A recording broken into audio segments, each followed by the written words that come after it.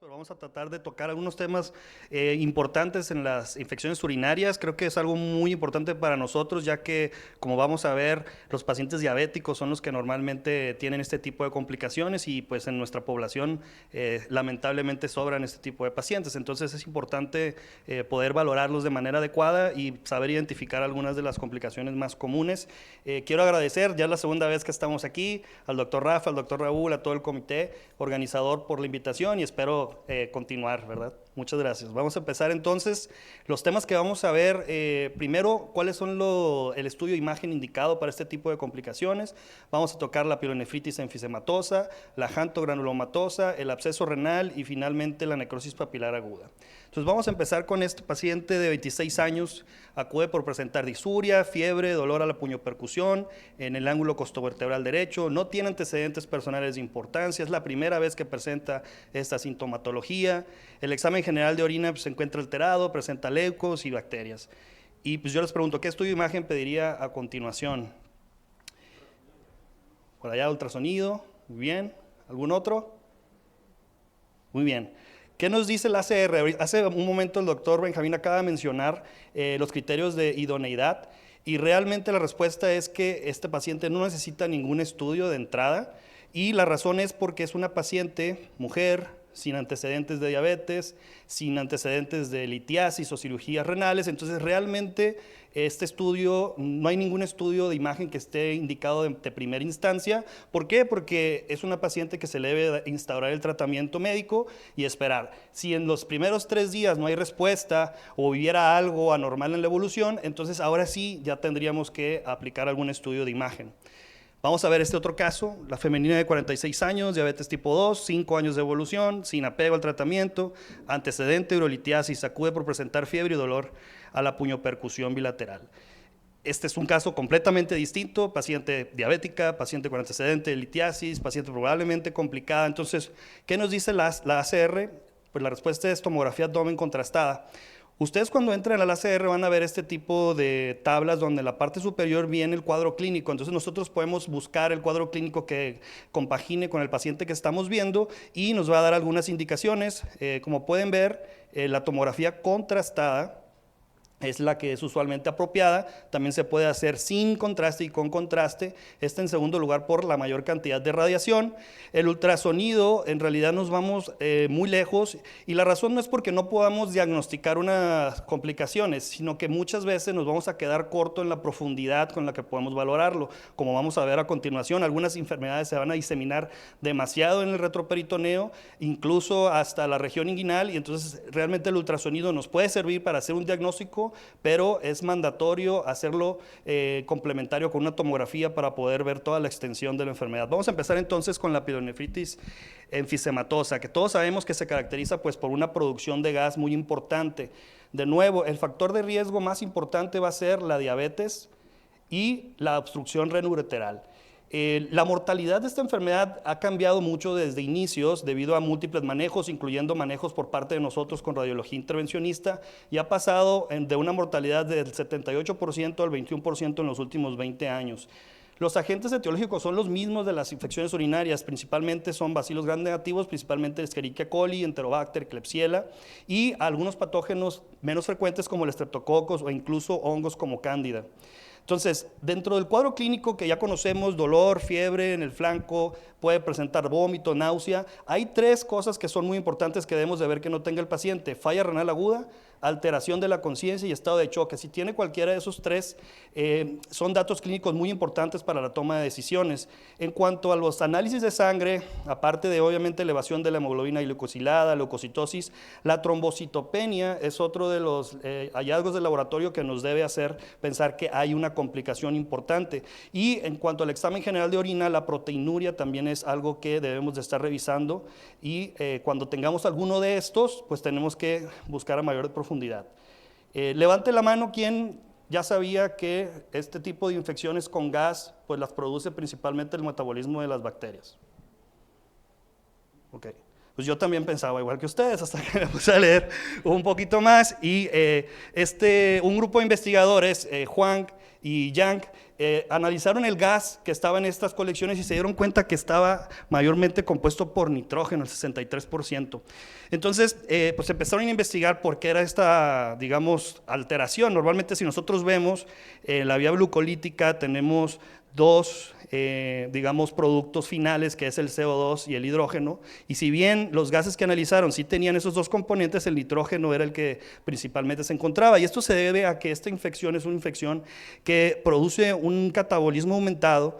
Hay una disminución del transporte del nitrógeno en la sangre y empieza a acumularse en el tejido de manera muy rápida. Por eso hay una discrepancia, hay demasiada cantidad de gas porque es nitrógeno que se está quedando, que pasa de estar disuelto en la sangre a estar en la cavidad que se forma por un efecto de cámara de gas. Entonces, esto habla de, digamos, lo rápido que puede progresar esta infección y la necrosis hemorrágica que causa. Por ahí del 96, Wang sacó esta clasificación de la pielonefritis enfisematosa y la dividió en dos tipos. Una que tiene un patrón de tipo moteado, un patrón rayado y que tiene una mortalidad mayor del 69% con un promedio de 11 días para llegar a la mortalidad, y una tipo 2 en la que predominan la formación de abscesos con niveles y que esta tiene una menor mortalidad. Eso fue en el 96. Posteriormente, Juan con H, Juan y Juan, es muy difícil, ¿verdad? Pero Juan, que es la clasificación que realmente utilizamos nosotros, actualmente la divide en 4 clases. La clase 1, que yo creo que todo el mundo la hemos visto o decimos pielitis enfisematosa, cuando el gas se encuentra confinado al sistema colector, cuando no hay nada de afección del parénquima. La clase 2 es cuando ya está afectado el parénquima, pero no se extiende a los tejidos perirenales. Y la clase 3 va a estar básicamente en el espacio perinéfrico, en la grasa perirenal. El 3B pasa ahora sí ya a la fascia, y la clase 4 es cuando tengamos bilateralmente afectado a los riñones, pero tiene que estar afectado el parénquima. Es decir, si yo tuviera de los dos lados solamente a nivel del sistema colector, eso no sería una tipo 4, tendría que estar afectado el parénquima para yo clasificarla como tipo 4. Y si nos fijamos, pues cada uno va teniendo mayor grados de mortalidad. A lo mejor entre la 3A y 3B no era lo que se esperaba, pero pues es como en todos los estudios de investigación, no siempre sale lo que uno está esperando, pero esta es la clasificación que normalmente utilizamos actualmente y es la que nos va a permitir pues dar un pronóstico, ¿no? En cuanto al manejo, utilizando estas clasificaciones podemos dividir 3 básicamente mecanismos de acción. Primero, es importante revisar si hay alguno de estos factores de riesgo, que eran los que mencionábamos: trombocitopenia, falla renal, alteración de la conciencia, etcétera. Cuando es la clase 1 o 2 que está confinada, puede ser tratado el paciente simplemente con restitución de líquidos, el control glicémico, antibióticos e incluso derivación percutánea. Cuando tenemos clase 3 o A, vamos a ver cuántos factores de riesgo. 2 o más factores de riesgo, estos que tenemos por acá, el paciente normalmente pasa a nefrectomía. Cuando el paciente tiene un factor de riesgo o ninguno, pues se puede hacer una derivación percutánea. Cuando es clase 4, pasa a derivación percutánea bilateral, porque obviamente no podemos quitarle los 2 riñones, y posteriormente antibiótico-terapia. Ahora, esta revisión sistemática, en donde juntaron pues prácticamente 210 pacientes de todos los estudios, fíjense cómo el 96% tenían diabetes. Entonces, diabetes es un factor de riesgo muy importante. 29% tenían obstrucción urinaria. Ahora, la mortalidad en el grupo de solamente manejo médico fue del 50%. La mortalidad en el grupo de manejo médico combinado con nefrectomía fue del 25%. Y la mortalidad en el grupo combinando manejo médico con nefrostomía percutánea fue solamente del 13.5%. Entonces vean cómo la radiología intervencionista tiene un papel muy importante, porque estos pacientes pueden ser tratados de primera instancia con un drenaje. Vas a, digamos, solventar un poco ese aumento de la presión del tejido, y normalmente estos pacientes van a responder mejor que incluso en pacientes que fueron nefrectomizados. Claro que se tienen que tomar en cuenta otros factores clínicos y sobre todo los que habíamos mencionado. Ahora vamos a ver una paciente de 58 años con diabetes de larga evolución no controlada, fiebre, ego patológico, y fíjense que esta paciente no presentaba dolor abdominal. Fíjense el riñón izquierdo, Pues es normal. Este es un eco, van a ver las imágenes un poco feitas, es el eco que teníamos en urgencias, me acuerdo que estábamos allí de residentes cuando me tocó ver este caso, pero quiero que vean el riñón del lado derecho y vean cómo aquí tenemos focos ecogénicos con sombra sucia, que a lo mejor al inicio pues quedaba duda si era el colon, ¿no? Por ahí el colon metiéndose, produciendo un poco de sombra sucia. Sin embargo, conforme se movilizaba el paciente, veíamos estos focos que persistían, que incluso se encontraban a nivel del seno renal, y pues esto ya prácticamente no puede estar el colon en el seno renal, ¿verdad? Entonces, al ver todos estos focos ecogénicos con sombra sucia, pues se hizo el diagnóstico de una pielonefritis enfisematosa y se le solicitó una tomografía, ¿no? Entonces vamos a ver acá, esta es la tomografía que corresponde a este caso, veamos este patrón moteado que sería de la clasificación Wang, sería el tipo 1, y fíjense, y la clasificación de Juan sería un tipo 2 que está confinado al parénquima renal, y vean cómo hay un engrosamiento de la fascia perirenal, todos estos focos con producción de gas, también tenemos gas a nivel del sistema colector, incluso el gas disecaba todo el uréter y llegaba hasta la vejiga. Este paciente presentaba trombocitopenia y estado de choque, y como pueden ver pues fue nefrectomizada, ¿no? Aquí podemos ver pues el tejido necrótico hemorrágico del espécimen patológico. Una mujer de 62 años con datos de pielonefritis y estado de choque, y fíjense cómo muchas veces el otro se veía muy aparatoso y pues obviamente coincidía, pero vean este otro donde prácticamente nada más tengo gas a nivel del sistema colector, y esta paciente, sin embargo, presentaba estado de choque. Entonces, a veces la clínica puede haber una discrepancia, entonces por eso siempre es importante saber también la clínica y laboratorios, porque no solamente pues, la imagen va a dar todo el pronóstico, ¿no? Aquí en este caso hay que tener cuidado de no confundir estas burbujas que se encuentran en la parte más distal de los cálices menores. En ocasiones nos pueden confundir y pensar que está dentro del parénquima, pero en realidad está solamente limitado al sistema colector, y entonces para no clasificar de manera incorrecta a la pielonefritis enfisematosa. Ven este otro caso, paciente de 52 años, cuadro de cetoacidosis, como ven la diabetes presente, y vean cómo en ventana pulmonar podemos ver ese patrón moteado, una colección de gas muy importante en el espacio perirenal.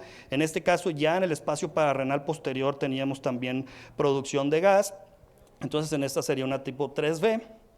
En este otro lado, en este otro caso, una paciente de 42 años, también a nivel del sistema colector, a nivel del parénquima, en el espacio perirenal. Este otro donde tenemos la otra cara de la pielonefritis enfisematosa, donde puede verse más como formación de abscesos.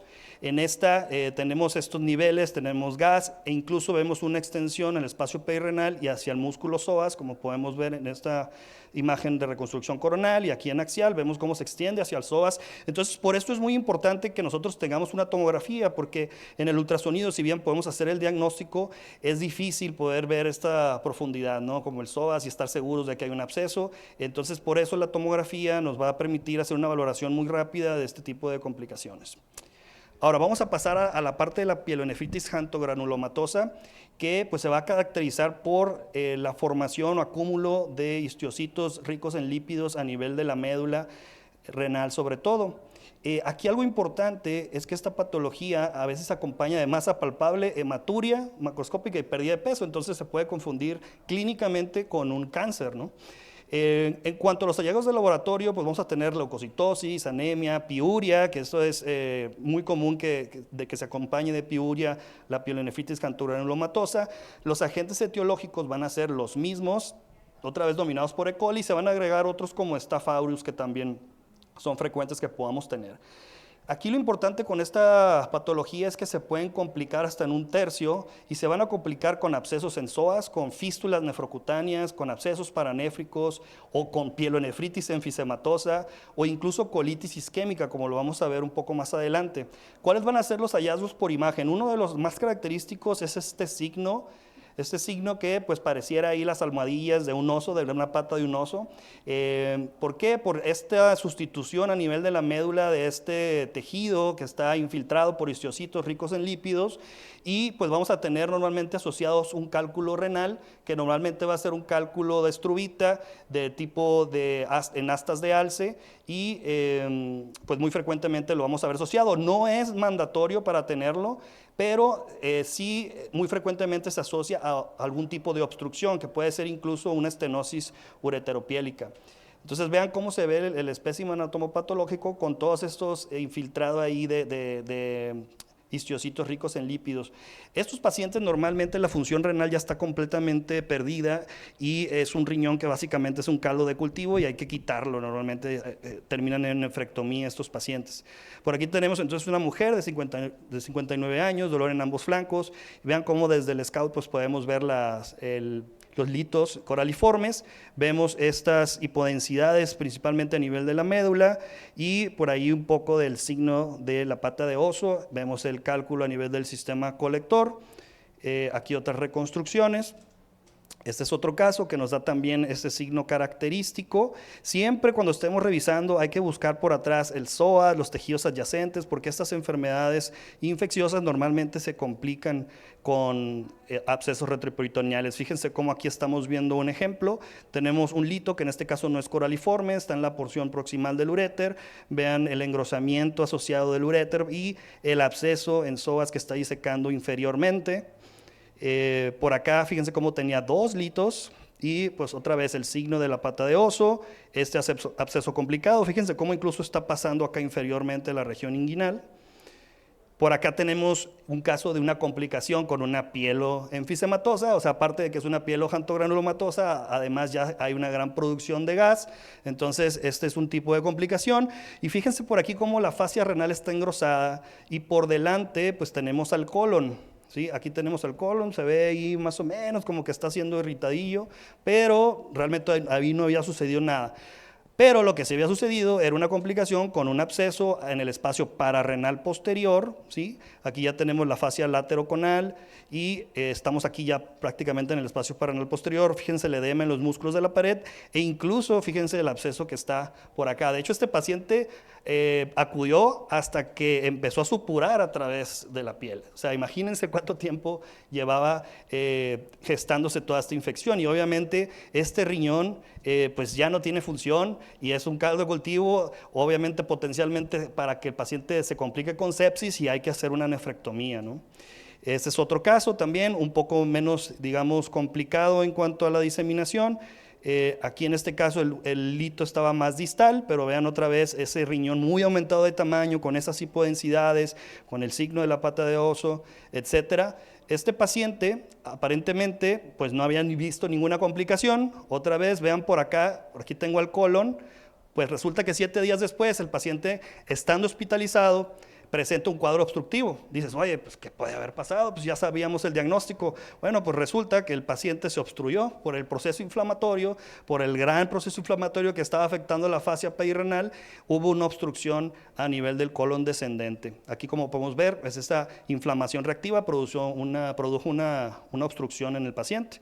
Vean acá otro caso en donde también podemos ver el engrosamiento de la pared del colon descendente, que eso, si no estamos entendidos en este contexto, podemos decir, no, pues aparte trae un cáncer de colon porque yo lo veo engrosado, pero la pielonefritis xantoglobulomatosa frecuentemente se complica con este tipo de hallazgos, ¿no?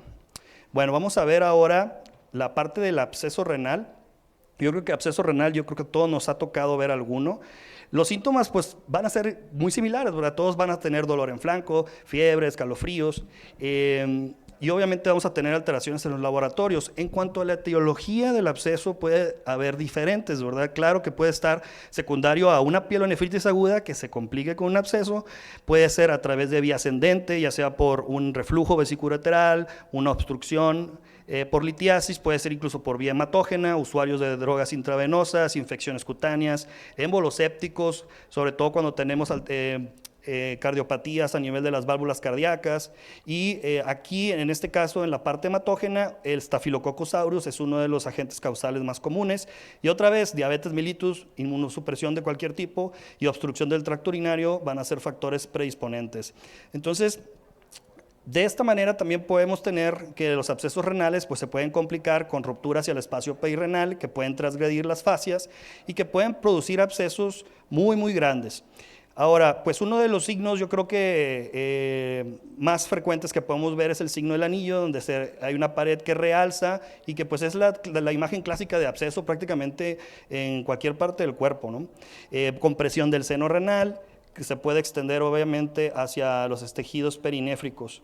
Ahora, fíjense sobre todo en la fase nefrográfica, en donde la médula y la corteza renal son muy homogéneas, que realmente tanto un CA de células renales, un quiste hemorrágico, un absceso, pueden llegarse a ver muy similares. Entonces, como decía el doctor Benjamín, por lo regular cuando nosotros hacemos una tomografía contrastada, al menos debemos de tener 2 fases para poder ver cómo se comporta y que no nos vayamos a confundir. Obviamente un CA de células renales va a realzar mayormente como un tumor, y un absceso pues en la parte central donde está acumulado pues todo el material necrótico, pues no debe por qué realzar para nada. Ahora, el tratamiento igual, radiología intervencionista, ya lo sabemos, terapia antibiótica, drenaje percutáneo, y obviamente si falla este tratamiento pues pueden terminar también en una nefrectomía. Ahora vean este caso, un paciente de 56 años con diabetes, vemos cómo tenemos un absceso perinéfrico y está prácticamente en el espacio perirenal, pero pues no tan en el espacio perirenal. Vean cómo estamos ya en el psoas, cómo se extiende incluso a la fascia del músculo ilíaco y cómo se extiende incluso hasta el tercio medio del muslo. O sea, imagínense cómo este tipo de infecciones en pacientes diabéticos, que luego también en los pacientes diabéticos normalmente no manifiestan tantos síntomas como uno esperaría en una infección de este grado, ¿no? Entonces, no hay que subestimar a la diabetes, y por eso les decía que a lo mejor el ultrasonido de primera instancia nos puede servir para hacer un diagnóstico, pero si el paciente tiene cualquier antecedente de inmunocompromiso, para estar mejor y seguros de valorarlo adecuadamente hay que hacer la tomografía para poder ver que no hay una extensión más profunda. Aquí tenemos otro caso, vean, un paciente de 39 años, acude por dolor en fosa renal izquierda, fiebre, síntomas urinarios, y le solicitan pues un estudio, ¿no? Y entonces por aquí pues vemos esta colección perirenal, rodea todo el riñón, por ahí vemos un poquito de engrosamiento de la fascia, pero quiero que vean el páncreas de este paciente. Fíjense cómo en fase arterial está edematoso, aumentado de tamaño, el paciente tiene una pancreatitis. Entonces, aquí la pregunta era, ¿es un absceso o es una pancreatitis o es un absceso y una pancreatitis? ¿Qué está sucediendo aquí? Entonces, realmente el paciente no tenía una clínica tanto de infección y traía obviamente elevadas la amilasa, la lipasa pancreática, ya con un interrogatorio más acertado, pues el paciente tenía antecedentes de alcoholismo y pues resulta que esto es un pseudoquiste que está disecando a través de los planos hacia el espacio perirenal, que puede llegar a suceder. Entonces, el pseudoquiste, pseudoquiste en terminología previa, porque sabemos que debemos de esperar 4 semanas, pero a final de cuentas son colecciones líquidas peripancreáticas que están disecando a través de los planos, y en este caso pueden ocasionar incluso compresión del riñón, causando alteraciones hemodinámicas en el paciente, ¿no? Y este paciente de 55 años, una semana con fiebre, cólico renal, y pues podemos ver también por ahí estos abscesos. En ocasiones se pueden ver microabscesos que van coalesciendo paulatinamente hasta formar uno más grande, o a veces pueden ser varios microabscesos que también pues cambian obviamente el tratamiento y el pronóstico. Ahora, para finalizar la charla, vamos a hablar de necrosis papilar aguda, que esta, más que una enfermedad per se, es un hallazgo que debemos de buscar de manera intencionada si se va a hacer una fase de eliminación, porque básicamente lo vamos a poder detectar en la fase de eliminación. Si recordamos la anatomía vascular, pues vamos a ver que los vasos rectos, que básicamente son los que continúan después de la arteriola eferente, estos vasos rectos son vasos terminales y van a llegar hasta la porción más distal de la papila. Estos vasos terminales, al encontrarse con un proceso inflamatorio, pues fácilmente la papila puede sufrir de isquemia y de necrosis. Entonces, es importante valorarlo para detectarlo. Entonces, puede haber tanto afección bilateral como unilateral. Cuando es bilateral la afección, normalmente se asocia a analgésicos o a diabetes. Y cuando es unilateral, pues se asocia a obstrucción, infección o trombosis venosa. Vamos a tener 3 tipos principales. El tipo medular, que básicamente se va a desprender una porción de la papila, como lo estamos viendo aquí, pero va a continuar en su lugar. Otro que es el papilar total, donde se desprende y se necrosa completamente la papila, y otra que es necrosis in situ, donde se va a calcificar la papila. ¿Esto por qué es importante? Porque al existir necrosis papilar puede haber complicaciones como Acuérdense que la papila es la última porción que concentra toda la orina, entonces si no tenemos esa concentración, el paciente puede tener poliuria y puede ser más fácil que tenga una falla renal aguda y que después se convierta en crónica, incluso necesitar hemodiálisis. Obviamente estos pacientes con necrosis papilar se debe de cuidar mucho que los medicamentos que está recibiendo el paciente ninguno sea nefrotóxico o que esté asociado también a necrosis papilar, porque obviamente vamos a complicar el caso sin quererlo, ¿no? Entonces, si nosotros recordamos la anatomía de la papila menor, vemos estas extensiones que se llaman fornix o fornices y vemos cómo la papila indenta normalmente al cáliz menor. ¿Qué va a suceder en la necrosis? Pues vamos a tener esa necrosis y vamos a poder ver el contraste en fase de eliminación, cómo está disecando esa papila, que no debe nunca extenderse el contraste hacia estas porciones como lo estamos viendo aquí. A este signo también se le llama signo de pinzas de langosta. Entonces es por esa morfología que tiene por ahí, ¿no?